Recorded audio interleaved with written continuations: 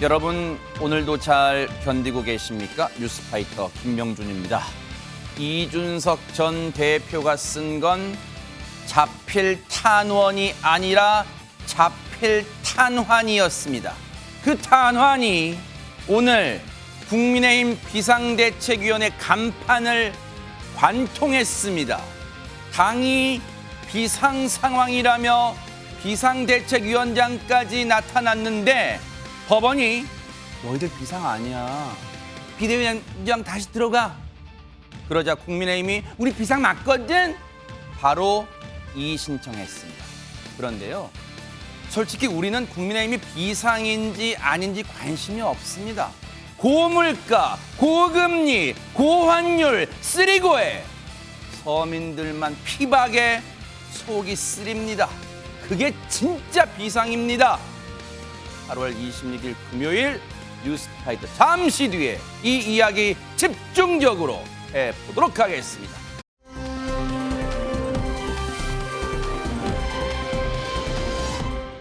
윤석열 정부 출범 후에 국회의원 연찬회 1박 2일 일정인데 오늘 다 막을 내렸어요. 그런데 연찬회, 당 연찬회에 현직 대통령이 참석한 게 헌정사상 최초라는데 어떤 모습이 연출되는지 한번 보시고 이어가 보도록 하겠습니다.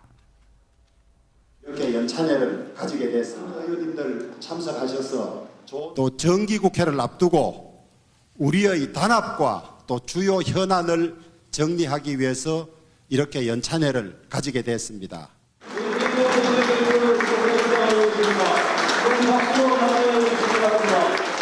우리가 만든 대통령, 우리 국민의힘의 자랑스러운 대통령, 여러분들 이제 집권 여당이 된 것을 실감하시죠? 네.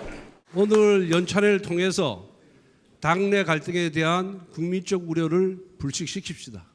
그리고 민생 회복을 위해 당정이 하나 되는 모습을 보여주십시다.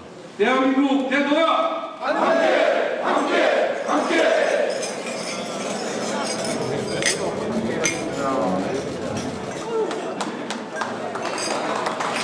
이제 더 이상은 국제 상황에 대한 핑계나 또 전 정권에서 잘못한 것을 우리가 물려받았다는 핑계도 더 이상은 이제 국민에게 통하지 않는다고 생각합니다. 자, 이렇게 으쌰 분위기 이게 어제 저녁 장면이었어요. 그런데 자, 이 분위기 그대로 쫙 이제 집권 여당 된 거 실감 나시죠? 라고 했던 그 분위기 찬물을 끼얹는 듯한 그런 법원의 결정이 오늘 점심 무렵에 나왔다면서요, 허주연 변호사님. 맞습니다. 이준석 대표 측이 신청한 이 효력정지 가처분 신청이 일부 인용되는 결정이 나온 건데요. 일부 인용이라고 하는 것은 이제 사실상 이 어떤 부분이 문제가 있었냐면 국민의힘에 대해서 신청한 부분도 있었습니다. 그런데 법원에서는 국민의힘이 채무자의 어떤 지위가 아니다라고 판단해서 부적법 각하한 부분이 있기 때문에 이게 결론만 일부 인용이라는 이름으로 나온 것이지 사실상 이준석 대표 측이 신청한 어떤 신청 취지에 거의 부합하는 사실상 거의 받아들여지는 것과는 동일한 그런 결과가 나왔다고 보시면 될 것 같습니다.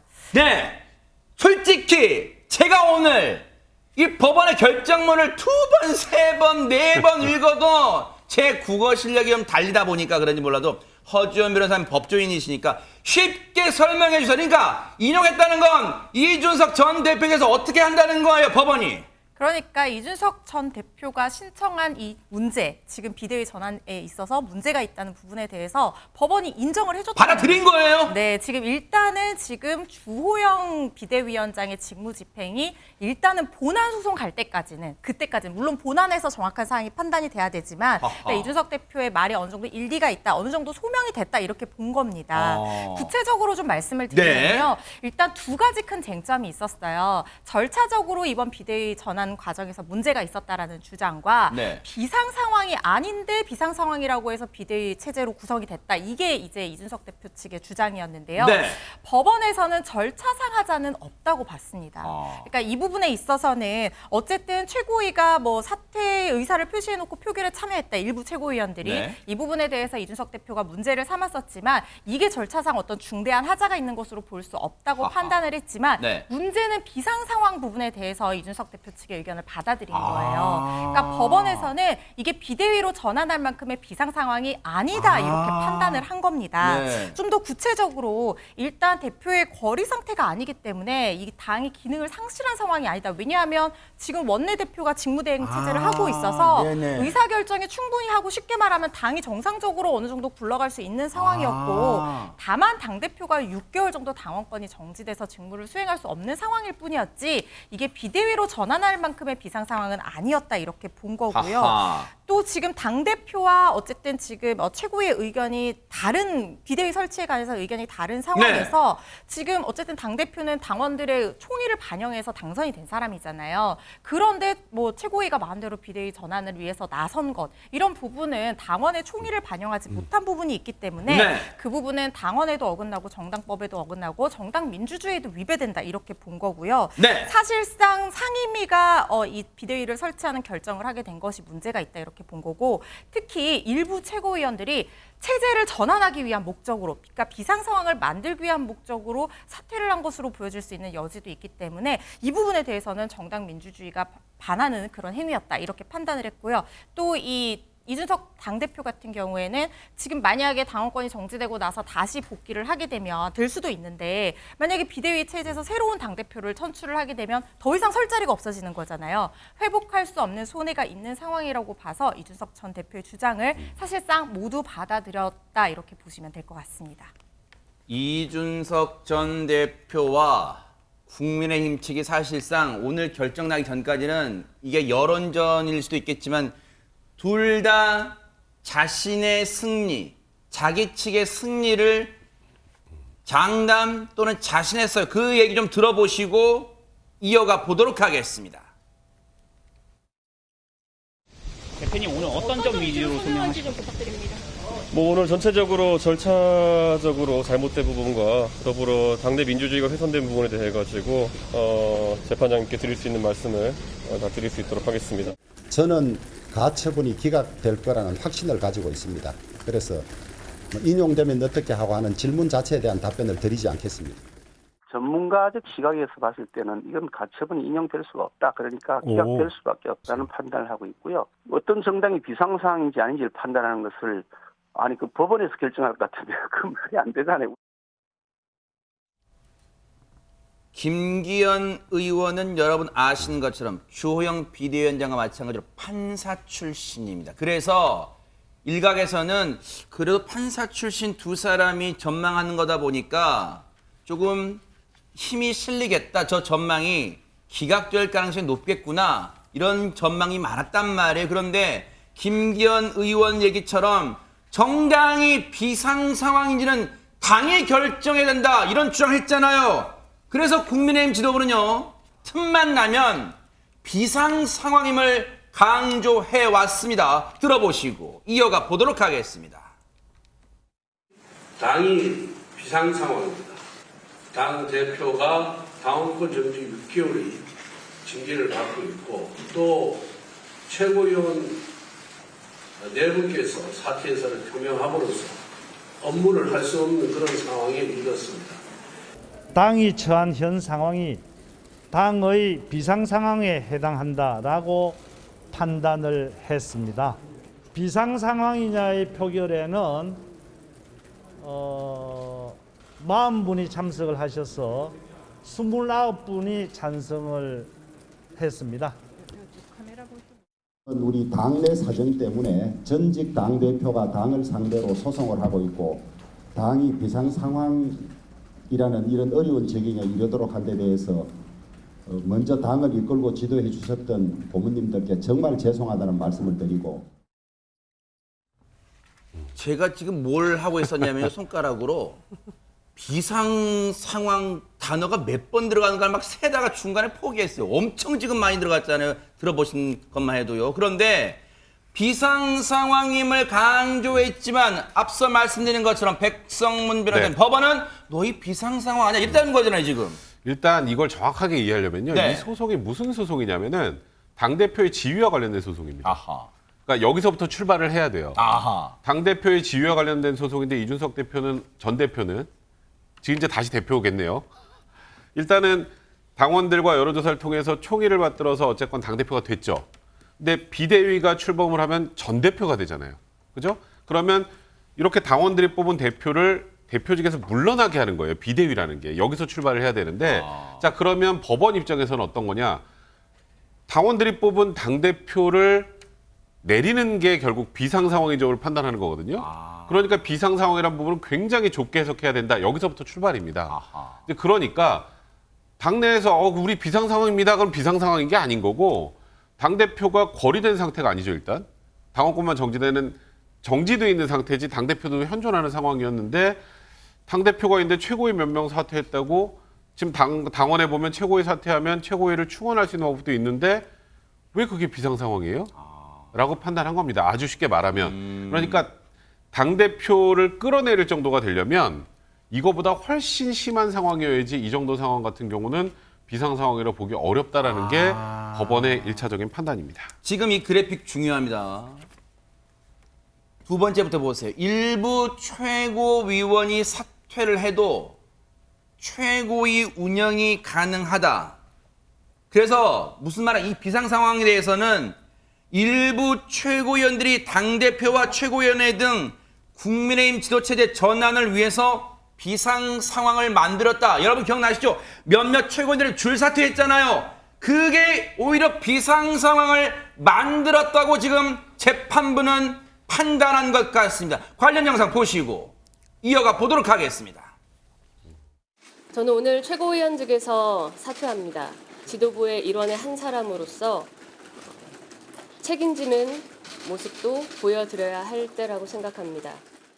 저는 각성과 변화를 요구하는 민심의 엄중한 경고에 책임을 지기 위해 최고위원직을 물러납니다.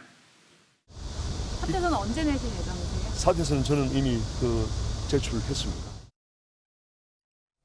저렇게 줄 사퇴, 최고위원들의 줄 사퇴가 이어졌고 그 이후로도 이른바 이준석 전 대표가 믿었던 사람들도 다 하나둘씩 떠나갔습니다. 그런 상황이 연출됐어요. 그런데 사실 지금 국민의힘 상황은 하지건 평론가님, 네. 두 글자로 멘붕이라도 과언이 아닐 거예요. 지금 국민의힘의 입장문 혹시 그런 게 나왔습니까? 어떻습니까? 지금 매우 깜짝 놀람 이런 상태인 것 같은데요. 네. 왜냐하면 법리적으로는 사실 이준석 대표 측이 조금 유리할 수도 있다는 얘기는 있긴 있었는데 그럼에도 불구하고 이게 정당 내부의 결정이기 때문에 통상적으로 법원이 정당 내부의 결정에 대해서 조금 소극적으로 개입하는 그런 측면이 있어서 국민의힘 측에서는 그것을 믿었던 것 같고 이번에 이제 사실상 가처분 인용 결정에 대해서 네. 이의 신청을 한다고 합니다. 네. 그러면서 박형수 원내대변인이 뭐라고 그랬냐면 네. 이번에 사실상 인용 결정은 정당 내부의 자율적 의사결정에 대한 과도한 침해다 이렇게 네. 항변을 했고 네. 그다음에 권성동 원내대표가 지금 모든 의원들한테 문자 메시지를 보냈는데 아하. 내일 오후 4시에 네. 의원총회를 열 것이니 내일 토요일이잖아요. 모든 의원들이 네. 반드시 참석해주기 바란다. 라고 했거든요. 이게 진짜 비상 상황이네. 네, 내일 토요일인데 의원총 한다는 거냐 지금. 진짜 비상 상황이 이제 터진 것이고 네. 그래서 아마 내일 의원총회를 하고 난 다음에 보다 구체적인 이야기가 나올 것 같습니다. 아니 그러면 국민의힘이나 주호영 비대위원장은 사실 오늘 결정으로 비대위원장에서 이제 물러나는 그런 상황이 되는데 법원 결정에 이의 신청을 할 수가 있는 거예요, 허준 변호사님? 일단 법리적으로는 불복 절차가 있기는 있습니다. 뭐 이의 신청할 수도 있고요. 받아들여지지 않으면 다음으로 항고도 할 수 있고. 그런데 이게 굉장히 불투명해 보이는 게 이게 받아들여지려면 뭐 법률상 정당한 사유도 있어야 되고 주장 사실이 소명돼야 되고 뭐 회복할 수 없는 손해에 대한 어떤 소명도 있어야 되고 굉장히 이제 내용이 많아요. 그리고 만약에 이게 이의 신청이 받아들여지면 이준석 대표 측에서 다시 뭐 즉시 항고라든가 이런 또 다른 불복 절차가 또 있는 거거든요. 네. 그렇게 되면은 서로 서로 뭐 이의하고 불복하고 어쨌든 그 험난한 과정에서 받아들여지기도 어렵거니와 이게 지금의 상황을 근본적으로 해결할 수 있는 그런 절차가 되기는 좀 어려워 보입니다. 네. 주호영 비대위원장요, 오늘 대구 갔다가 법원에 가처분 신청 결과 소식 듣고 급히 KTX 타고 서울 올라왔어요. 뭐라고 했는지 들어보시고 이어가 보도록 하겠습니다. 법원의 가처분 인용이 매우 당혹스럽고 우리 당의 앞날이 심히 우려됩니다. 우리 당이 절차를 거쳐서 당대표가 불미스러운 일로 수사를 받고 있고 당대표 당원권이 6개월 정지된 상황에 더해서 최고위원 여러 명이 사퇴해서 제대로 된 최고위원회를 운영할 수 없는 사정을 들어서 당이 비상상황이라고 규정했음에도 불구하고 법원이 비상상황이 아니라고 결정한 이 상황이 얼마나 황당한 일입니까? 즉시 이의 신청을 했고 그 이후에 필요한 법적 조치를 취할 예정입니다. 본인은 중병이 들어서 아파 죽겠다고 하는데 관계없는 제3자가 당신 괜찮아 안 아파 이런 꼴 아닙니까 이게? 들으셨죠? 비유적 표현을 썼지만 지금 법원 결정에 부글부글하는 분위기잖아요. 주호영 비대위원장. 근데 여러분 이 점에서 궁금증이 생기실 거예요. 주호영 비대위원장이 물러나야 한다면 법원의 결정으로 엊그저께 주호영 비대위원장이 임명장 주고 사진 찍었던 그 비상대책위원들도 다 물러나는 건가? 관련 얘기 들어보시고 이어가 보도록 하겠습니다. 처분 결정 내용을 보면 비대위원회 자체에 대해서는 부정하지 않았고요. 그래서 비대위원회는 존속하는 것이고 비대위원장만 직무를 정지시켜 놓은 상태입니다. 그렇기 때문에 비대위원들도 그대로 유지가 됩니다. 근데 비대위원장이 없으니까 그러면 누가 비대위원장을 대행할 거냐, 그 부분인데 우리 당은 당규에 그 비대위원장은 당 대표로서의 지위와 권한을 가진다라고 하는 규정이 있으니까 그 규정을 준용을 해서 그 원내 대표가 비대위원장의 직무 대행을 맡는 것이 타당하지 않느냐라고 하는 것이 다수 전문가들과 우리 당 내부의 의견들이 있습니다.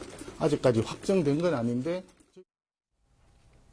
아직 확정된 건 아닌데 이러이러할 수는 있습니다. 저 말에 송원석 의원의 말을 보면 전혜연 평론가님 이런 뜻 같아요. 당혹스럽습니다. 우리도. 지금 10글자 같아요. 그러니까 지금 여러 가지 가능성은 있지만 비대위원들은 그대로 있는 거니까 비대위 그냥 굴러갈 수 있어라고 하지만 비대위원장 없는 비대위가 과연 제2 기능을 할 수 있을까? 그런 생각도 듭니다. 예, 앵커님 말씀하신 걸 제가 좀 옮기면 대혼돈이라 횡설수설입니다예요. 법원의 죄송합니다. 법원의 내용은요. 비대위원장 한 명의 문제를 지적했다기보다는 비대위가 꾸려지는 과정에서의 절차, 실체, 방식에 있어서 모두 사실은 문제가 있다라고 판단한 것으로 봐야 되는 것이지 비대위원장 한 명 직무 정지하고 나머지 비대위 유지해라라고 보는 전문가들은 별로 없을 거라고 보고요. 네. 그런 식으로 운영을 하면 과연 국민들이 또 납득을 할 수 있을까도 의문입니다. 그리고 권성동 원내대표가 직무대행 얘기를 나오는데 네. 내일의 의총의 좀 분위기를 봐야겠습니다. 왜냐하면 지금 하태경 의원 같은 경우에도 지금 이 사태를 만든 지도부 책임져야 된다라고 주장을 하고 있는데 이 주장이 좀 일부 좀 일리가 있는 것이 지금처럼 그런 법적 공방을 계속하다 보면 도대체 여당이 언제 민생에 집중해서 일을 할 수 있겠냐는 회의론이 내부에서 나올 가능성이 있지만 근데 또 한편에서는 그렇다고 좀 대안이 있느냐. 이제 우리가 국회도 준비해야 되고 여러 가지 해야 되는데 내일 의총의 분위기가 매우 중요하다고 봅니다. 네. 다만 제가 보기에 법원의 이번 판단이 굉장히 중요한 것은 국민의힘 내부에서는 이러저러하니까 법원이 우리 편을 들어주겠지라고 생각했지만 그래도 사법부는 정당의 민주주의에 대해서 일침을 놓았다는 것은 앞으로 우리 정치사에서 굉장히 중요한 결정으로 남을 것으로 보입니다. 제가 하나만 말씀드리면 그럴까요? 네네. 제가 아까 처음에 이걸 이해하려면 이게 당대표 지위와 관련된 소송이라는 걸 이해하셔야 된다고 그랬잖아요.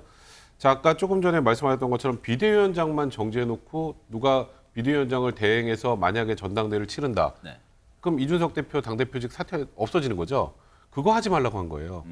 그래서 여기에서 권한대행 얘기가 나오는 거는 제가 보기에 완전히 잘못 생각하신 것 같고 그리고 이게 비대위원회는 괜찮고 비대위원장만 직무를 정지했다라고 생각을 하신 것 같은데 아까 조금 전에 허지원 변호사 설명하셨던 것처럼 국민의힘에게 소송한 부분은 여기는 지금 당대표 지위와 관련된 싸움이니까 주호영 비대위원장만 싸우고 국민의힘하고는 싸우는 건 아니에요라고 법원이 판단한 거니까 이게 나머지 비대위원회 꾸려진 과정은 다 괜찮습니다라고 한 게 아니에요.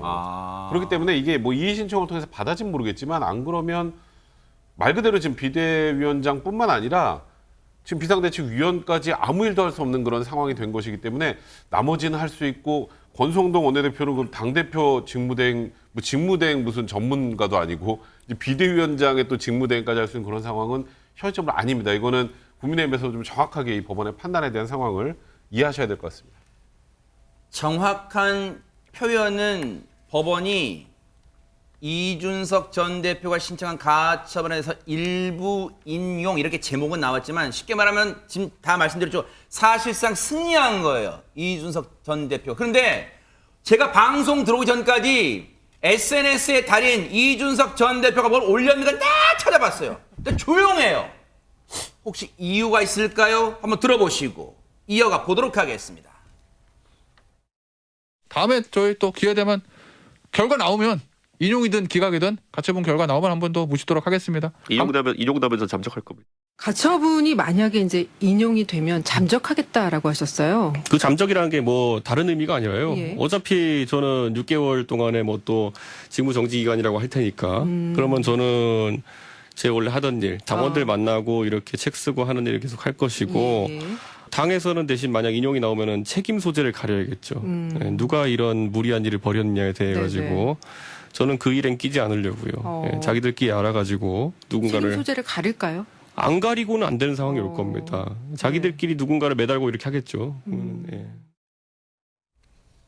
이야, 이거 백성문 변호사님 해석이 필요해 보입니다. 그렇다면 뭔가 책임 소재를 가리는 내분이 일어날 거다 이런 걸 지금 전망한 건가요? 그러니까 뭐 이의 신청을 통해서 오늘 결과가 뒤바뀔 가능성 제가 봐도 거의 없는데 만약에 지금 상황이 유지가 된다면 지금 국민의힘은 그냥 말 그대로 초비상 상황입니다. 그러니까 아무것도 할 수 없는 상황이에요. 그러니까 비대위원장이 직무가 정지되면 당대표가 없는 거니까 아무것도 못 하거든요, 지금. 그런데 그럼 이건 누군가가 결국은 책임을 지든 책임 소재를 가려야 될 텐데 이준석 대표가 잠적하겠다고 자기가 거기 괜히 낄 생각이 없다는 거예요. 알아서들 지금 이게 잘못된 상황에서 누가 책임 소재가 있는지 없는지는 알아서들 싸우시고 나는 가처분 인용되면은 원래 당원권 정지 상태니까 원래 하던 일 할 거예요. 그러니까 지금 이준석 대표가 하는 얘기는 결국 국민의힘 내부에서 이것과 관련돼서 엄청난 혼란이 생길 거고 이 혼란 상황에서 본인이 무언가 괜히 껴가지고 문제를 안 생기게 만들 거니까 알아서들 하세요. 약간 이런 취지인 것 같습니다. 이준석 전 대표가 SNS에 무슨 즉각적 반응을 내놓은 건 아니지만 그래도 입장을 냈다면서요, 전혜연 평론가님. 예, 이준석 전 대표의 소송 대리인단이 입장을 냈는데 사실 이 입장 간단해 보이지만 이준석 전 대표가 그동안 주장해왔던 내용과 매우 비슷하다고 볼 수 있습니다. 사법부가 정당 민주주의를 위반한 헌법 파괴 행위에 내린 역사적 판결이다 이렇게 입장을 냈고요. 또 법원은 국민의힘 비대가 탄생하는 일련의 과정이 절차가 위법할 뿐만 아니라 내용상으로도 무효라고 판단했다라고 요약정을 냈고요. 이준석 전 대표는 일부 언론과의 통화를 통해서 그냥 법원의 판단에 감사드린다 정도의 입장만 밝혔습니다. 이준석 대표를 끝까지 감싸왔던 하태경 의원이 뭔가 입장을 냈다면서요, 하재근 평론가님. 예, 하태경 의원이 당 지도부의 책임을 묻는 그런 입장을 냈는데 법원이 우리 당의 폭주에 제동을 걸었습니다. 라고 하면서 파국만은 막아야 한다고 호소를 했었는데 정치로 해결할 수 있는 기회를 걷어찼다 우리 당이. 그러면서 법원에 의해서 당의 잘못이 심판을 받았다. 현 위기 상황에 대해서 정치적 해법을 거부한 당 지도부는 책임을 져야 된다. 이렇게 이야기를 했는데 이번에 만약에 이준석 대표가 졌다면 그러면 법리적으로는 졌어도 정치적으로는 동정표를 얻으면서 나중에 어떻게 또 다른 길을 모색할 가능성도 있었을 것 같은데 이겨버렸기 때문에 법리적으로는 이겼을지 몰라도 이게 이 보수 세력 내에서 상당한 감정적인 적대감을 좀 만든 상황이 돼버렸거든요. 그래서 지금 하태경 의원이 당 지도부는 책임져야 된다 뭐 이런 식으로 이야기를 하는데 그쪽 세력하고 이준석 대표나 하태경 의원 이쪽 세력과의 정치적 앙금은 이번에 더 깊어진 것이 아닌가. 그래서 이게 뭐 금방 해결되고 이런 문제가 아니라 더 대립의 골이 깊어지는 그런 상황이 되는 것 같습니다. 균열 조짐이 보인다는 얘기잖아요. 그렇습니다. 그런데 사실 앞서도 많은 분들이 얘기해 주셨지만 내일 토요일인데도 불구하고 내일 오후 4시에 긴급 의원총회 다 모여라. 소속 의원들 비상 상황, 초비상 상황이에요. 내일 어떻게 될지 좀 봐야겠지만 지금 권성동 원내대표가 뭔가 그래도 지금 이 삐걱거리는 지금 흔들리는 위기 상황인 당을 일단은 수습을 할 것 같다는데 일단은 가능성이 커지잖아요.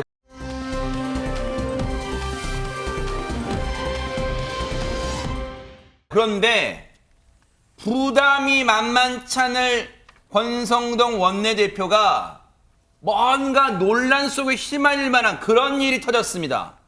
한번 영상 보시고 이어가 보도록 하겠습니다.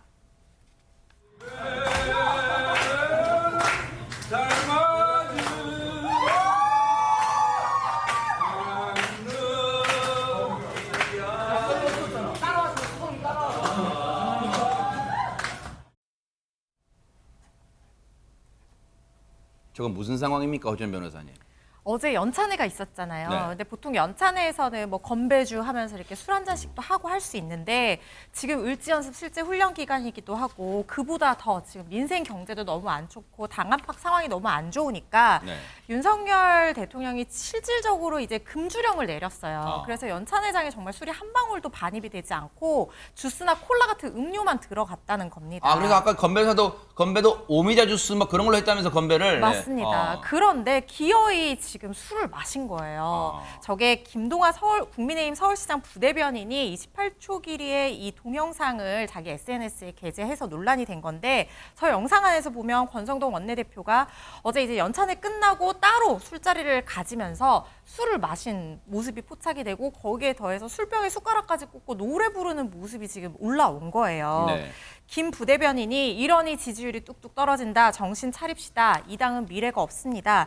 윤 대통령님 또 체리 따봉 주시죠. 그러니까 윤석열 대통령이 권 대표에게 이 메시지 보냈을 때 그 안에 이모티콘이잖아요. 이걸 가지고 비꼬면서 굉장히 맹비난을 한 겁니다. 논란이 걷잡을 수 없이 커지고 하다 보니까 국민의힘 측에서 급히 해명에 나섰는데요. 들어보시고 이어가 보도록 하겠습니다.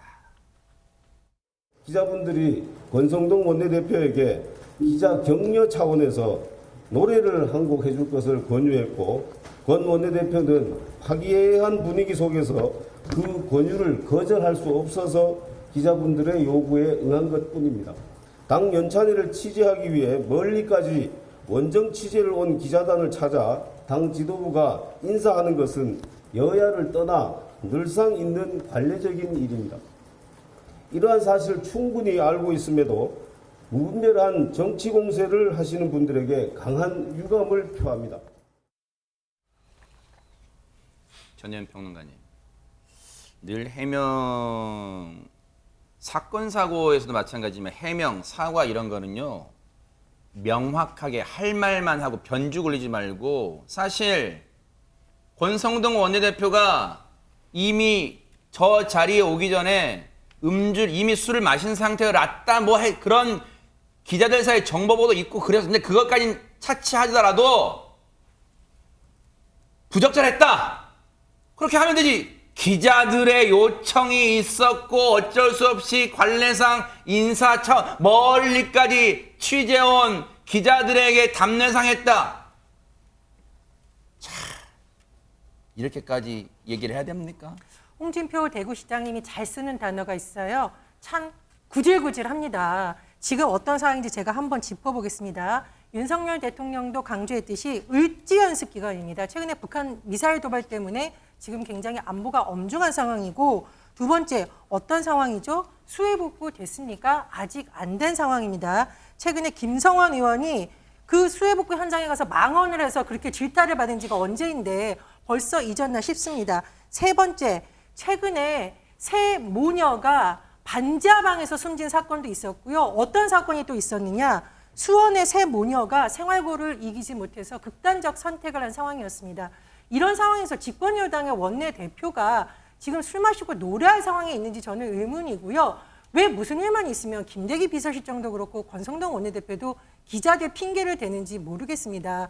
기자들 보고 우리가 지금 국민의힘에게 아마 집권 여당의 무거운 중책을 국민들이 준 것은 아니라고 봅니다. 이런 때일수록 국민들에게 겸허하게 사과하고요. 조수진 최고위원이 이런 말 했었네요. 각성과 변화를 요구하는 엄중한 민심이라고 얘기를 했었는데 정말 각성을 다시 한번 하시기 바랍니다. 백성문 변호사님. 아니 그러면 굳이 그런 얘기를 하지 말든가요. 대통령이 금주령까지 내렸다면서요. 뭐 이거 뭡니까 그러면? 사실 그게 더 논란이 된 것 같아요. 그러니까 사실 저 장면만 놓고 보면 권성동 원내대표도 할 말이 분명히 있는 건 사실입니다. 사실 지금 뭐 말씀하셨던 것처럼 부적절하다고 보시는 분들도 많지만 어쨌건 여기 와서 기자단이 불러서 거기에서 기자단 요청해서 노래를 불렀다면 그건 어느 정도는 이해가 되는데 문제는 어제 상황하고 너무 대비돼서 문제가 되는 거예요.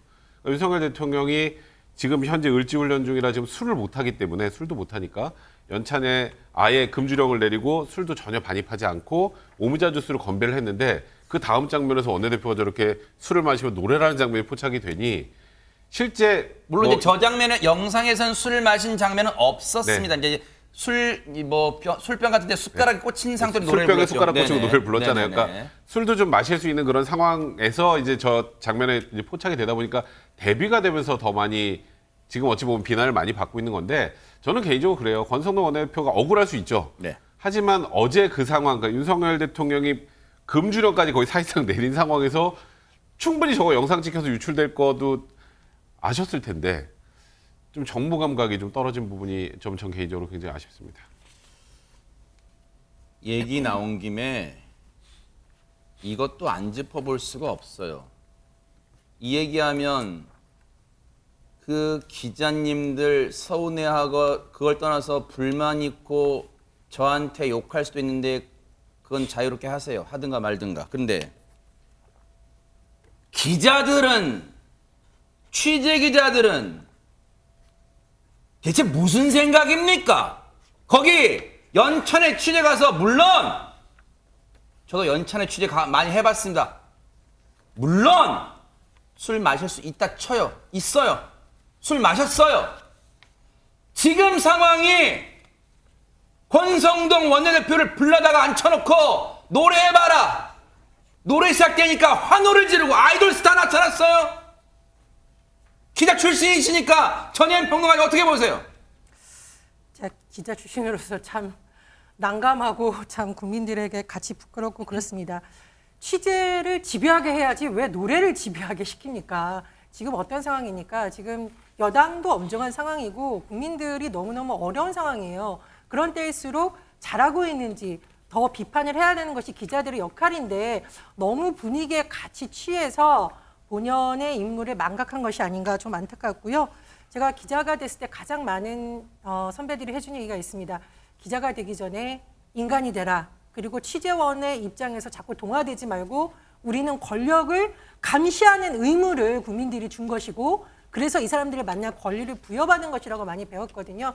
기자분들 그런 생각 다시 한번 했으면 좋겠습니다. 그리고 우리가 기자들을 얘기할 때 뜨거운 가슴과 냉철한 머리를 얘기를 하는데요. 뜨거운 가슴이라는 것은 우리가 약자와 국민들의 입장에서 열정을 가지라는 거고 냉정한 머리라는 것은 권력자에 대해서 누구보다도 날카롭게 비판하고 감시하라는 뜻입니다. 저도 언론인 출신이지만 이번 일을 보면서 언론인들이 조금 더 자중하고 본연의 역할에 충실했으면 하는 바람입니다. 이준석 전 대표가 이거 봤을 거 아니에요. 가만히 있었을까요? 얘기 한번 들어보시고 이어가 보도록 하겠습니다. 어제 보니까 뭐 강연도 재밌는 거 하고 그리고 또 어젠 또 저녁엔 또 술도 한 판 하셨더라고요 보니까요. 예. 그러니까 어제 아마 연찬회를 통해 가지고 또 통제 안 되는 집단이다라는 얘기가 나올 겁니다. 저런 상황 비판 그리고 비꼬는 동시에 시기, 이 연찬회가 열린 시기에 대한 의혹도 제기했습니다. 한번 들어보시고 이어가 보도록 하겠습니다. 지금 제가 6월 1일 지방선거 끝난 다음에 6월 20일쯤에 연찬회 하자고 그렇게 제가 이제 권성동 원내대표한테 얘기했는데 그때는 안 된다 그러더라고요. 이상하게 석연치 않은 이유로 6월 말에는 안 하더라고요. 네, 그런데 지금 하는 걸 보면은 6월 말에 안 한 것도 이유가 있지 않을까 싶습니다. 그래요? 어떤 일련의 절차를 예상하고 그랬던 게 아닐까. 내부 총질한 당대표 쫓아내고 하자고 생각했겠죠. 백성문 변호사님, 네. 이거 너무 앞서간 얘기. 이거 어떻게 봐야 돼요? 뭐 이준석 대표 전 대표는 충분히 그렇게 느낄 수밖에 없었을 것 같아요. 지금 어쨌건 지방선거까지 대통령 선거, 지방선거 2연승을 하고 본인에게 돌아온 건 축하와 뭐 감사 이런 것이 아니라 윤리위의 결정이었고, 윤리위의 결정 이후에 비대위가 출범하면서 사실상 전 대표란 소리를 들었고, 그러다 보니 다시 돌이켜 생각해보니까 그래서 6월에 연찬 안 했구나. 그래서 6월에 안 하고 나 쫓아내고 하려고 그랬구나. 그래서 지금 한 거구나. 근데 지금 하니까 또 술도 한판 하고 또 그러네요. 라면서 지금 1년에 가지고 계속 비판하는데, 오늘 문제는 이제 법원에 가처분 사실상 전부 인용 결정이 나오면서 이준석 대표가 이런 얘기를 해도 당에서 참 할 말이 없어지는 그런 상황이 되는 것 같습니다.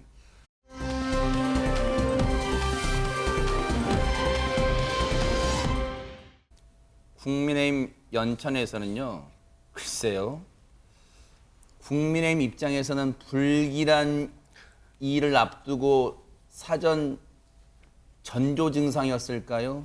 논란이 된 발언이 또 있었습니다. 한번 들어보시고 이어가 보도록 하겠습니다. 오늘 제 아내가 함께 왔거든요. 우리 차유람 선수가 입당을 하게 된 것은 저희가 후광을 믿어서 이렇게 되는 게 아니죠. 여기 인사 좀 하세요. 남편은 우리 이지성 작가께서 우리 당에 가서 좀 도와줘라라고 이렇게 강요 아닌 강요를 했다 그러는데, 제가 강요했습니다. 그 강요한 이유가 무엇이었던지. 보수 정당을 생각했을 때 제일 먼저 떠오르는 이미지는 할아버지 이미지입니다. 제가 아내한테 그랬어요. 당신이 들어가서 좀 국힘의 젊음의 이미지와 아름다운 여성의 이미지를 당신이 들어가면 바뀌지 않겠냐. 배현진 씨도 있고 나경원 씨도 있고 다 아름다운 분이고 여성이지만 왠지 좀 부족한 것 같아. 김건희 여사로도 부족한 것 같고 당신이 들어가서 4인방이 되면 끝장이 날 것 같다. 그래서 들어갔으면 좋겠다. 이렇게 해서 들어가게 됐습니다. 네.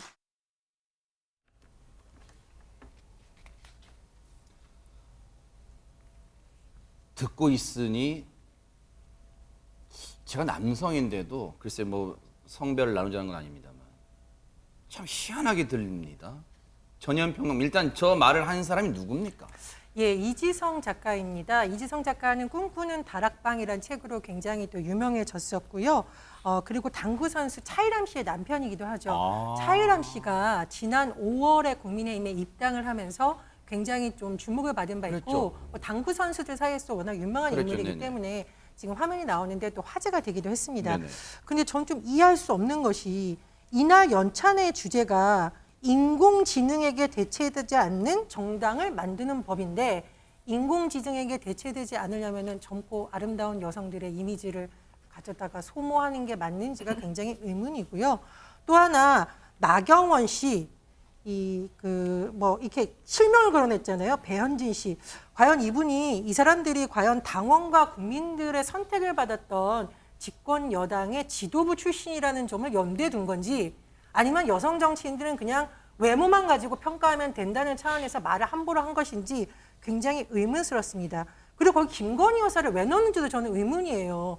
아니, 국민의힘 집권 여당의 장관, 기재부 사람들도 와서 지금 민생 문제 해결하는 데 와서 김건희 여사의 지금 외모 평가하는 건가요?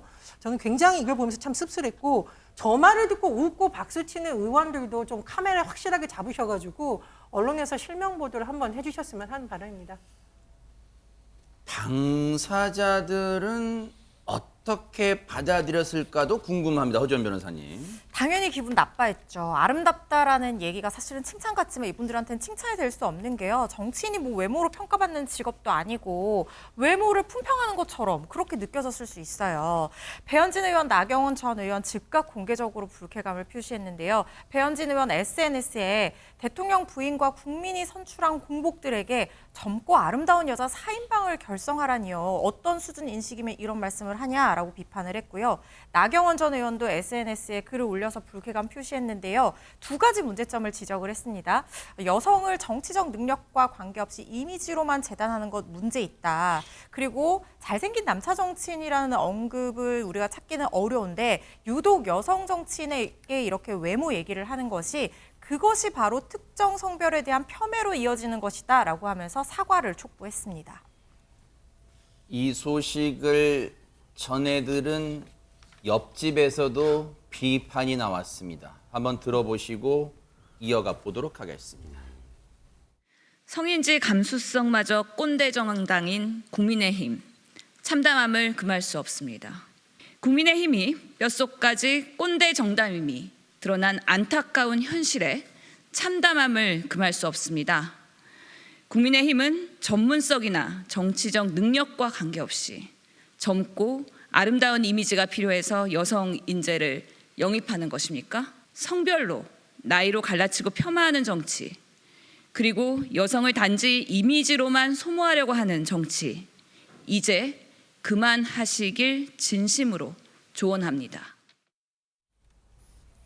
야당에서도 논평을 낼 정도로 논란이 커졌는데 그러면 이 해당 발언을 한 이름 뭐라고요? 이지성 작가. 이지성 작가는 뭐라고 지금 얘기하고 있어요? 이분이 무려 유명한 베스트셀러 작가인데 그런데도 불구하고 이번 발언의 문제를 스스로 인식을 못한 것 같습니다. 처음에는 네. 어떤 식으로 반응을 했냐면 농담으로 한 말인데 아이고 이렇다. 그게 무슨 뜻이에요? 그러니까 난 농담했다. 근데 왜들 난리냐. 이롭다. 예, 그런 식으로 반응을 한 것 같습니다. 그리고 뭐 별로 문제 안 된다고 그런 기사 뜻이에요? 제목을 참 이런 식으로 언론이 뭐 자극적으로 기사를 썼다는 듯이 그런 식으로 처음에 이제 반응을 한 것 같은데 그러다가 이제 네티즌들이 계속 비판을 한 거죠. 그러니까 그 다음에 또 뭐라고 그랬냐면 저는 남성 정치인도 칭찬할 것이다. 참고로 한동훈 장관은 외모적으로 참 깔끔하고 멋지다고 생각한다.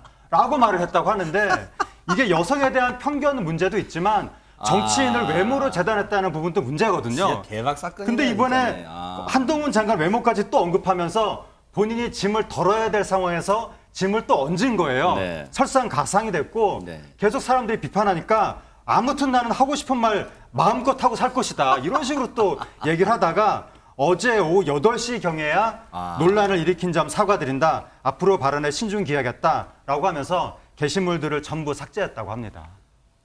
혹시 허주현 변호사님, 이지성 작가라는 사람의 아내분이 지금 차유람 선수잖아요. 5월 달에 영입된. 혹시 이 차유람 선수도 우리 남편 왜 할 말 했는데 왜 그래? 혹시 그런 입장에 뭐라 입장 나왔어요, 혹시? 부창부수가 되면 큰일 날 상황이죠. 아내인 차유람 선수도 이 발언에 동의할 수 없다 이렇게 얘기하면서 사과를 했습니다. 차유람 선수가 SNS에 남편 이지성 작가의 부적절한 발언에 대해서 사과드리고 이 발언은 저 역시도 전혀 동의할 수 없는 부적절한 내용이었다 이렇게 밝혔습니다. 그러면서 연찬의 자리가 사실 정기국회 앞두고 제도약을 준비하는 소중한 자리였는데 여기에 결례를 끼친 것이고 특히 이 이름이 언급됐던 김건희 여사님, 나경원 의원님, 배현진 의원님 이렇게 한 분 한 분 얘기를 하면서 사과드린다라고 얘기했고요. 국민에게도 사과한다는 뜻을 밝혔습니다. 야당에서는 비판을 한 거 아까 들으셨잖아요. 그럼 국민의힘 내부에서는 어떤 목소리들이 나오고 있을까요? 들어보시고 이어가 보도록 하겠습니다. 우리 당의 부족한 이미지를 가서 좀 보충해 주라는 뜻으로 들었습니다. 그런데 앞뒤를 자세히 보니까 또 오해할 만하고 또 적절하지 않은 부분도 없지 않은 것 같아서 유감으로 생각합니다. 바로 논란이 됐는데 여기 대해서 좀 어떻게 보세요? 강의를 하다 보면 그렇게 미리 오랫동안 생각하지는 않았지만 그냥 머리에 떠오르는 대로 이렇게 사람들 이름을 거명할 수는 있지 않습니까? 그 과정 중에서 나온 거지 어떤 미리 계획하고 깊이 있게 생각해서 나온 말은 아니기 때문에 거기에 너무 큰 의미를 두지는 않았으면 좋겠습니다. 권성동 원내대표가 갑작스럽게 질문을 했고 그 질문을 받은 입장에서 갑작스럽게 답변하다 보니까 나왔을 수 있다라고 지금 안철수 의원은 얘기하는 것 같은데 이거 어떻게 봐야 됩니까? 안철수 의원은 좀 이 상황을 조기에 좀 빨리 진화하고 싶다는 생각을 좀 하고 계시는 것 같고요. 그리고 이제 가장 중요한 부분은 그건 것 같아요. 안철수 의원 입장에서는 아니 지금 이 작가가 어쨌건 전문 정치인도 아니고 그냥 뭐 차이남 선수의 남편일 뿐이고 그냥 작가일 뿐인데 그냥 와서 막 하다 보니까 나온 얘기야라고 얘기를 하는데 문제는 이게 우리가 지금 얘기하고 있잖아요. 네. 그냥 거기서 몇 명 안 듣고 그냥 쓱 하고 넘어가는 정도의 수준이 아니라 이게 지금 소위 말해서 얼평에 관련된 문제로 계속 논란이 커져가고 있는 상황이기 때문에 저는 안철수 의원은 좀 여기에서는 좀 비판할 부분을 정확하게 좀 비판을 하고 넘어가시는 게 좋지 않았을까라는 개인적인 생각이 들고 저는 이 작가 아까 이름이 이지성 작가를 비판하는 거에 앞서서 거기서 박수 치는 의원들이 더 문제가 아니었나 싶습니다. 저 개인적으로. 이준석 전 대표도 이 소식 들었겠죠? 한마디 했답니다. 한번 들어보시고 이어가 보도록 하겠습니다. 그게 소위 말하는 이제 얼평이거든요. 얼굴 평가. 불평에. 사람에 대해 가지고 외모나 아니면 이런 걸 가지고 평가한다는 것 자체가 잘못된 것이라는 거를 강연자가 모르는 것도 그렇지만은 그 자리에 있던 국회의원들도 모르고 웃으면서 박수 쳤다는 거 아닙니까? 네네. 예. 그게 딱 지금 당 상황입니다. 아니나 다를까 우리가 딱 지적했던 부분을 이준석 전 대표도 꼬집고 있네요. 하재근 평론가님. 예, 그렇습니다. 이준석 대표가 이제 얘기를 했는데 그게 바로 얼평이다, 얼굴 평가다, 외모 평가다 그렇게 얘기를 하면서 그렇게 잘못된 발언이 나오는데 그 순간에 의원들이 웃으면서 박수를 쳤다는 거 아닌가. 네. 그게 바로 딱 지금 당의 상황이다, 국민의힘의 상황이다 그렇게 얘기를 한 건데 그 의원들의 박수소리, 웃음소리를 들으면서 저도 놀랐고 지금 주호영 비대위원장의 발언도 조금 이해가 되지 않는데 네. 주호영 비대위원장이 뭐라고 했냐면 그 처음에 그 작가의 얘기를 우리 당의 부족한 이미지를 다소 좀 보충해 주라는 뜻으로 들었다라고 했거든요. 네. 그러니까 처음에는 별로 문제의식이 없었다는 뜻이잖아요. 네. 그러다가 앞뒤를 자세히 보니까 오해할 만하고 적절하지 않았다. 그러니까 처음에는 문제의식이 없게 들었는데 나중에 자세히 보니까 또는 논란이 터지고 나서 보니까 그제서야 이것 좀 문제가 있는 건가? 네. 나중에 알았다는 뜻이니까 이것도 좀 이해가 되지 않는데 주호영 비대위원장이 바로 국민의힘이라는 이 정치 세력 네. 안에서 주류고 일종의 그 세력의 문화를 대변하는 좀 평균적인 그런 위치에 있는 분이잖아요. 또 지도자격에 있고 그런가요? 네. 그런 분이 어떤 그 전형적인 국민의힘 의원 중에 한 분이 아닐까라는 느낌이 좀 있는데 그런데 그런 분이 이번 작가의 그 부적절한 강연 내용을 듣고 처음에는 잘못을 인지하지 못했다라고 말하라는 것 자체가 결국 이 정치 세력의 부족한 점을 드러내고 있는 것이 아닌가. 이 의원들한테 그러한 점이 있기 때문에 결국 이런 발언을 하는 작가를 강사로 섭외한 것이 아닌가. 네. 그런 생각이 들어서 국민의힘 의원들이 좀 반성을 해야 될 것 같습니다. 이지성 작가가 어제 연찬회에서 이제 쉽게 말하면 특강을 했잖아요. 특별 강연. 그런데 조금 전에 얘기 드렸던 그 얘기 말고도 글쎄요. 이게 부적절하다고 할까요? 논란이 될 가능성이 있다고 봐야 될까요? 이 발언을 했습니다. 한번 들어보시고 여러분들이 한번 평가를 저희가 기대해 볼게요. 어떤 발언인지 한번 들려드리고 이어가 보도록 하겠습니다. 민주당이라는 곳은 저는 정권을 절대로 잡아서는 안 되는 정당이라고 개인적으로 생각을 해요. 살다 이렇게 엉망진창인 사람들이 정당이랍시고 이거 정당을 하고 있나. 최근에 또 이재명 씨의 사당이 되어가는 과정을 지켜보면은 정말 하루빨리 정말 한국에서 정치 생명을 어떻게 보면 끝장을 내줘야 될 사람들이다. 글쎄요. 전현 평론가님. 이지성 작가는 정치를 전문적인 업으로 하는 사람은 아니기에 마치 네티즌이 글을 쓰는 듯한 말을 다 할 수 있다고 치더라도 100번 양보해서요. 이 자리는 제1당은 아니죠. 여당의 연찬회 자리잖아요. 그럼 나름 공식적인 자리라고 볼 수 있잖아요. 근데 어떻게 이 발언을 할 수 있을까? 이걸 받아들일 수 있을까요? 어떻습니까, 이걸? 첫 번째로는 이날의 주제가 민생이고 당이 잘 결속을 해서 국민의 요구에 잘 부응하자라는 취지였는데 굳이 야당 얘기를 했어야 되나 저는 좀 의문이고요. 두 번째로 민주당에 대해서 물론 비판할 수 있습니다. 그러나 한국에서 정치 생명을 끝장내줘야 할 사람들이라고 하는 것은 굉장히 부적절하죠. 국민들 중에는 민주당을 지지하는 사람들도 있고 민주당 정당 당원도 있는데 그 당원들에 대해서 마치 정치 생명을 끝장내자다라는 것은 국민을 무시하는 발언으로 들릴 수 있기 때문에 굉장히 주의해야 된다라고 봅니다.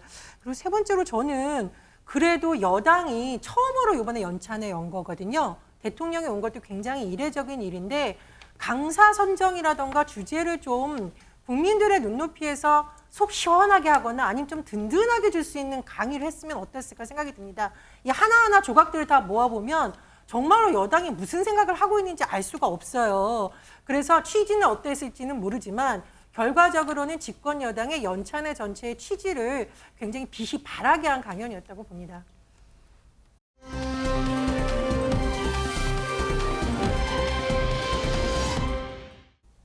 타이밍이 참 공교롭습니다. 타이밍, 시점이겠죠. 우리말로 표현하면. 시점이 참 공교롭습니다.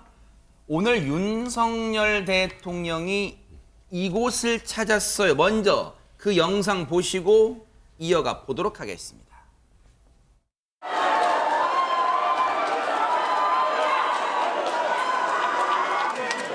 누가 많이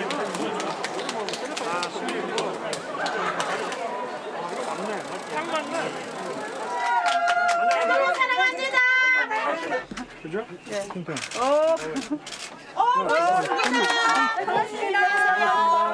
당선인 때도 왔지만 취임하고 다시 이렇게 뵈니까 정말 그 선거 시절에 여러분들께서 저를 열심히 성원해주고 지지해주시던 그 모습이 다시 떠오릅니다, 여러분. 대구 시민 여러분들 생각하면 힘이 납니다, 여러분.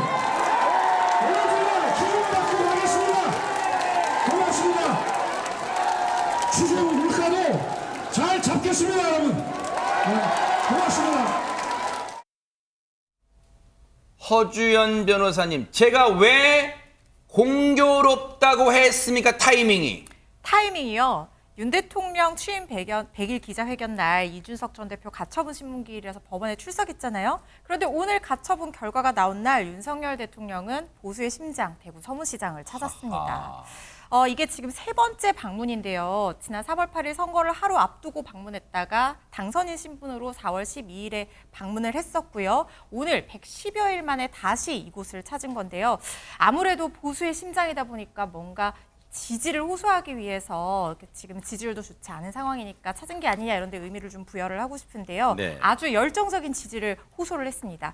오늘 선거 때도 찾아뵙고 당선인 때도 왔었지만 취임하고 다시 뵈니까 성원해주고 지지해주던 그 모습이 떠올라서 감회가 새롭다 이렇게 윤석열 대통령 얘기했고요. 상가연합회 상인들과 간담회를 가지고 그 이후에는 천으로 된 장바구니를 들고 상가를 돌면서 닭강정도 시식하고 신발 가게도 들리고 모자 가게도 들리고 이렇게 시민들과의 스킨십을 늘려나가는 그런 행보를 보였습니다. 공교롭다고 했습니다만 백성문 변호사님. 네. 그러면 전국 팔도에 가려고 마음먹으면 갈 만에 다 있어요. 근데 왜 이 시기에 대구고 대구 중에서도 서문시장을 방문했을까요? 사실 최근에 윤석열 대통령의 지지율이 30%를 회복하지 못하는 그런 여론조사 결과들이 굉장히 많죠. 그러려면 일단 지지율 회복의 첫 번째 중요한 포인트는 보수의 결집입니다. 보수의 결집이 이루어지면 지지율 30%는 일단 금방 넘을 수 있죠. 그런 취지로 일단 말씀드렸던 것처럼 대구 서문시장을 찾고 대구 서문시장이라는 곳의 상징성을 고려한다면 굉장히 좀 의미 있는 행보라고 생각이 듭니다. 그리고 민생에 직접 다가서는 이거 얼마 전에 또 한 번 또 이 시장을 찾아서 하는 행동들을 이렇게 보여주면서 이제 좀 적극적으로 국민들과 소통하겠다는 건데 아까 공교롭다고 하셨잖아요. 자꾸 뭔가 윤석열 대통령의 승부수가 나올 때 의미가 퇴색되는 것 같아요. 그러니까 저번에도 취임 100일 기자회견 할 때 가처분 신문 날 이준석 대표 와서 저도 여기 그날 앉아 있었는데 그날 취임 100일 기자회견이라 이준석 대표 가처분 신청할 때 들어갈 때 한 멘트가 메인으로 깔렸죠. 맞아요. 오늘도 대구 서문시장을 찾아서 뭔가 이제 보수의 결집 그리고 어제 연찬회를 찾아서 당과의 관계를 잘 형성해서 가려고 그러는데 오늘 또 가처분 신문 결과가 나왔네요. 진짜 두 분이 좀 악연인지 참 뭔가 공교롭습니다. 그도 그럴 것이요. 우리가 딱 상상을 해보세요. 내일 조간신문, 토요일자 조간신문에 비중으로 치면 대통령이 대구 서문시장 간 그 기사가 더 크겠어요? 이준석 전 대표 손을 법원에 들어준 게 더 크겠어요?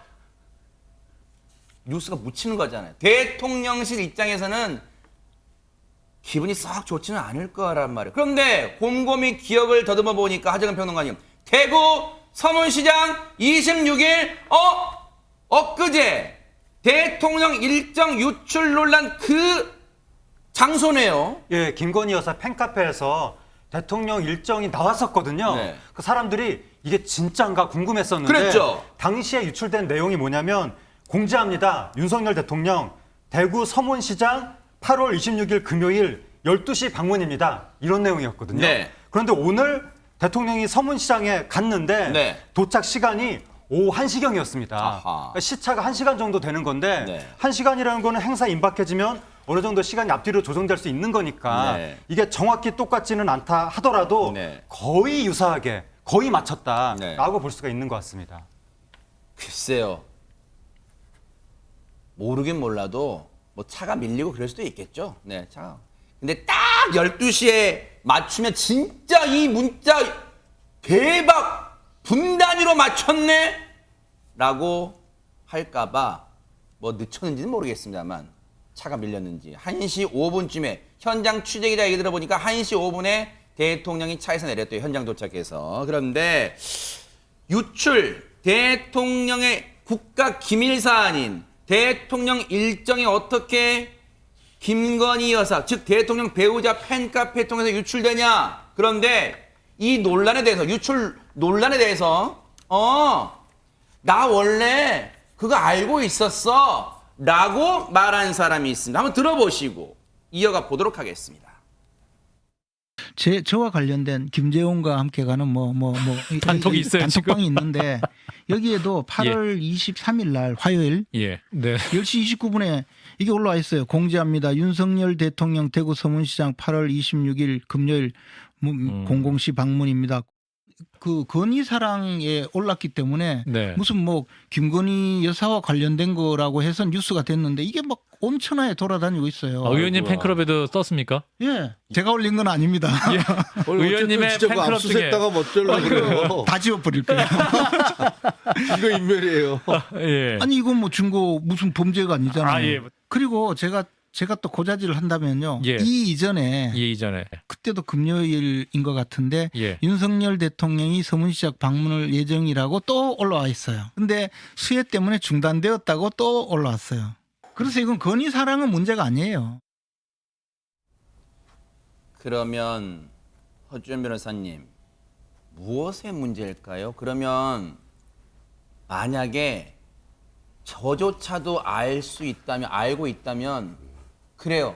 이건 대부분 알 수 있는 거야 라고 이해를 하겠어요. 근데 그러면 그 팬카페 말고도 저 일정이 버젓이 올라와 있는 데가 또 있다고 그런 얘기잖아요. 지금 저거 말고 또 있을 수 있다는 얘기잖아요. 그러면. 그렇죠. 근데 그게 문제인 거예요. 그러니까 대외비인 대통령 일정이 이렇게 여러 곳에 공유됐다는 게 문제인데 지금 김 전 최고는 팬카페와의 연결고리를 없애기 위한 데 집중하는 바람에 정말 문제가 뭔지 모르고 있는 것 같습니다. 뭐라고 얘기를 했냐면요. 자기와 관련된 그 김재원과 함께 가는이라는 자기의 어떤 그 관련 단체 채팅방이 있다는 거예요. 여기에도 이미 8월 10일과 8월 23일에 두 차례나 윤 대통령 서문시장 방문 일정이 미리 올라왔었다는 거예요. 10일에 한번 올라왔다가 금요일 이제 12일에 방문한다 이렇게 올라왔다가 수해 때문에 중단됐다. 이것까지도 또 올라왔다고 하고요. 23일 날 시간까지 정확하게 10시 29분이라고 본인의 그 핸드폰을 보여주면서 특정을 했습니다. 10시 29분에 또 윤석열 대통령이 26일 금요일 몇 시에 방문하는데 회원 여러분들 많이 참석해달라, 뭐 공영주차장으로 모여달라, 현수막 준비해달라 이런 얘기가 또 올라왔다고 자기 핸드폰까지 아까 말씀드린 것처럼 보면서 상세하게 소개를 한 겁니다. 그러면서 이게 그 카페에 올라왔기 때문에 뭐 김건희 여사랑 관련된 거라고 뉴스가 됐는데 엄청나게 돌아다니고 있는 거다 이렇게 얘기를 했다는 겁니다. 이 대목에서 제가 궁금한 게요. 백성문 변호사님. 네. 그러면 제가 만약에 지금 기자라면 대구 일대 가가지고 시민분 혹시 대통령이 서문시장 방문한다는 거 알고 계셨어요? 라고 한 시민 한 50분, 100분 만나보고 인터뷰해보고 싶어요. 다 아는 건 이게 진짜.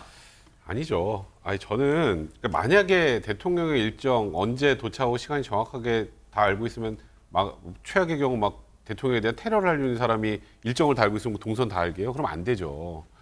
그러니까 김재원 전 최고위원 입장에서는 이 대통령과 또 김건희 여사와 이 팬클럽과의 연결고리를 깨고 싶어서 얘기를 하신 것 같은데 이 자체로 굉장히 큰 문제고요. 저는 개인적으로 생각할 때 오늘 아까 원래 12시로 이게 공지가 됐다가 1시에 도착한 걸로 나왔잖아요. 똑같은 시간을 맞추면 더 논란이 될까 봐 일부러 그러신 것 같아요. 이거는 그 김재원 최고위원도 저렇게 단톡방에 자꾸 올라왔다면 그거 못하게 해야 되는 걸 하셔야지 이거 원래 올라오는 거니까 다 아는 거예요라고 하시면 안 될 내용이죠. 그리고 이거는 대통령실 차원에서도 이런 대통령의 일정이 어쨌건 지금 뭐 대외비로 되어 있는 일정이 이렇게 돌아다닌다는 것에 대해서는 좀 심각하게 생각하고 이 돌아다니는 것 자체를 막을 생각을 해야지 이거 다 아니까 괜찮습니다라고 이거 우리가 유찰한 거 아니에요라고 괜찮습니다라고 할 만한 상황이 아니라는 걸 좀 정확하게 인지할 필요가 있는 것 같습니다. 다시 한번 말씀드리지만 제 핸드폰에는 문자 뭐 안 들어왔더라고요. 일정이. 저도 없어요. 저도 안 들어왔습니다. 그러니까요. 근데 혹시 전혜연 평론가님. 김재원 전 최고위원이 그거 다 웬만하면 다 아는 거예요. 글쎄 혹시 이게 나도 이 핵심 정보 아는 아주 중요한 위치야 윤핵관 호소인 또는 윤핵관급은 돼. 혹시 자기 자랑입니까? 뭡니까 이거? 제가 말하는 좀 앵커님이 정확하게 말하신 것 같습니다. 첫 번째 그것이 있는 것 같고요. 두 번째로는 아마 이제 김건희 여사와 김건희 여사 팬클럽이 같이 연결돼서 논란이 되니까 좀 감싸주려는 마음도 다분히 있었던 것 같은데 문제는 이렇게 어설프게 감싸주다 보면은 대통령실과 김건희 여사가 다 같이 비난을 받을 수가 있고요. 문제는 이런 비난이 결국은 대통령에 갈 수 있다라는 겁니다. 네. 대통령의 일정은요. 경호나 의전 여러 가지 문제로 대외비입니다. 유출되지 않도록 주의하는 것이 정답이겠죠. 김건희 여사 나온 김에 오늘 조간에 보니까 사진 한 장이 실렸던데요. 어디를 방문했던 것 같은데요. 허지연 변호사님. 네, 얼마 전 생활고 때문에 또 투병 생활 때문에 세상을 등진 수원 세무녀의 빈소에 김건희 여사가 조문을 했습니다. 지금 수원 세무녀 장례식이 유족 없이 공영장례 형식으로 원불교 추모회식으로 진행이 된다고 하는데요. 김 여사는 국가가 해야 될 일을 종교인께서 대신해 주셔서 감사하다라고 얘기를 했고요. 하지만 이 일정이 미리 별도로 조율된 것 같지는 않고요. 수원시 관계자에 따르면 온다는 연락은 전혀 못 받았다라고 하고 있는데 이 외에도 수해 지역 찾아서 비공개 봉사활동 하면서 보폭을 넓히고 있습니다. 우리 사회가 지키지 못한 수원 세모녀, 우리 고인의 명복을 빌리겠습니다.